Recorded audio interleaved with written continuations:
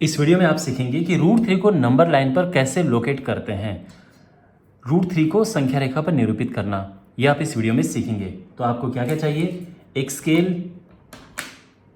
प्रकार और पेंसिल। मैं स्केच पेन यूज़ कर रहा हूँ बिकॉज इससे आपको क्लियर दिखेगा, लेकिन आपको पेंसिल यूज़ करनी है। तो देखो, हमें लोकेट करना है √3 को। तो देखो, √3 जो है वो क्या होता है, आप जानते हैं कि जब भी हमें किसी नंबर को लोकेट करना होता है तो उस नंबर को हम ऐसे नंबर के सम में लिखते हैं जो अपने आप में परफेक्ट स्क्वायर होते हैं। परफेक्ट स्क्वायर नंबर कौन कौन से होते हैं? जैसे 1 हो गया, 4 हो गया, 9 हो गया, 16 हो गया। तो 3 को हमें इनके सम में लिखना है। तो 4 तो आएगा नहीं क्योंकि वो तो अपने आप ही 3 है, तो हम लिखेंगे 1 + 1 + 1। ठीक है।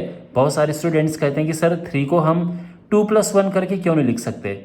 इसीलिए नहीं लिख सकते क्योंकि 2 परफेक्ट स्क्वायर नहीं है और हमें परफेक्ट स्क्वायर चाहिए होता है। ठीक है ना, इसीलिए 2 + 1 नहीं लिखेंगे, 1 + 1 + 1। और जो 1 होता है ये 1 स्क्वायर, 1 स्क्वायर, 1 स्क्वायर। तो अब हम क्या करेंगे, पहले हमें 1 यूनिट लंबी लाइन खींचनी है, फिर अगेन 1 यूनिट लंबी और फिर अगेन 1 यूनिट लंबी, और हमारा आंसर आ जाएगा। अब कैसे, देखो यहाँ पे। तो सबसे पहले हम एक लाइन ड्रॉ करेंगे।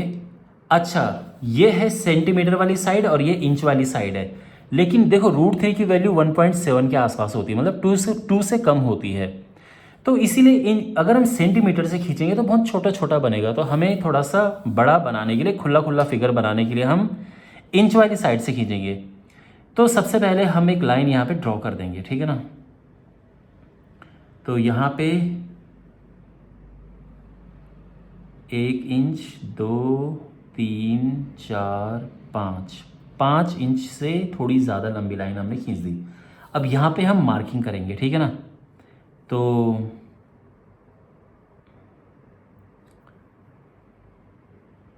1 इंच, 2 इंच और ये 3, 4, 5।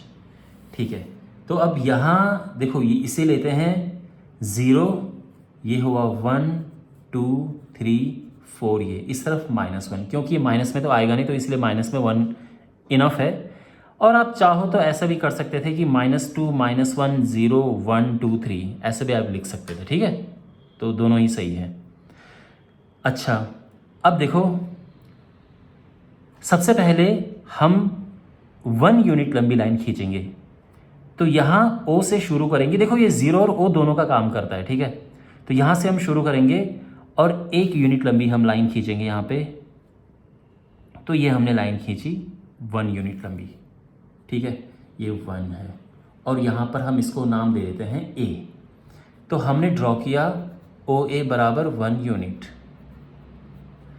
अब देखो, यहाँ से हम एक परपेंडिकुलर यानी एक लंब ड्रॉ करेंगे और अगेन फिर से 1 यूनिट लंबी लाइन खींचेंगे हम।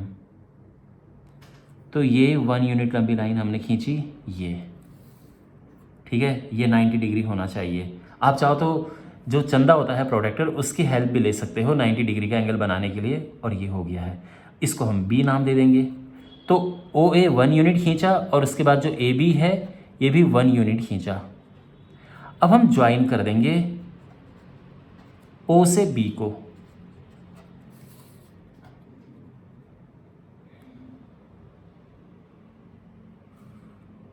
हो गया। अब जो OB है, देखो ये 1 है और ये 1 है। अब आप जानते हैं कि ये एक ट्रायंगल बन रहा है, तो in triangle OAB Pythagoras theorem लगाएंगे। OB square is equal to OA square plus AB square. तो ये हो जाएगा 1 square plus 1 square, 1 square plus 1 square यानी OB स्क्वायर हो गया 1 + 1 यानी 2। और इससे जो OB है वो आ गया है √2। तो ये √2 है, समझ गए। अच्छा, अब देखो, हमने ये खींच लिया, ये वाला 1 खींच लिया। अब ये वाला 1 हमें ड्रॉ करना है।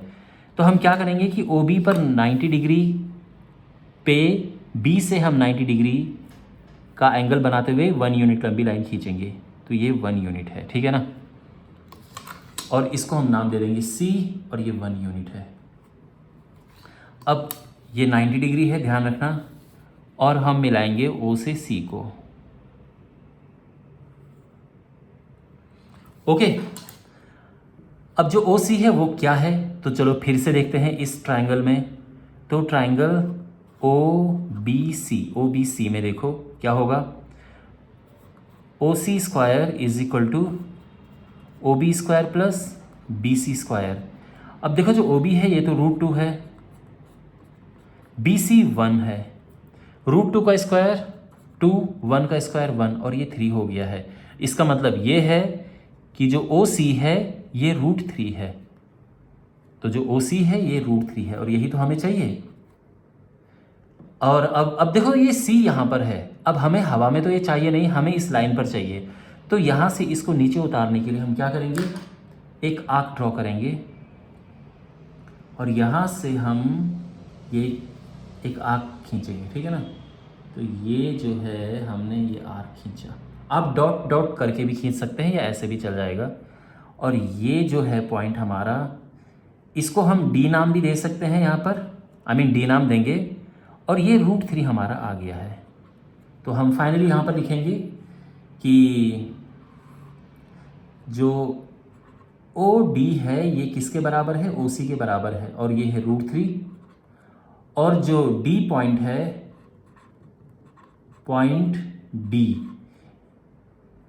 ये जो है रिप्रेजेंट करता है √3 को नंबर लाइन पे, represents √3 on the number line. Okay, तो ये हमारा प्रॉपर फाइनल आंसर है। आई होप आपको ये समझ आया होगा। कोई भी डाउट हो पूछना कमेंट बॉक्स में। Thanks for watching.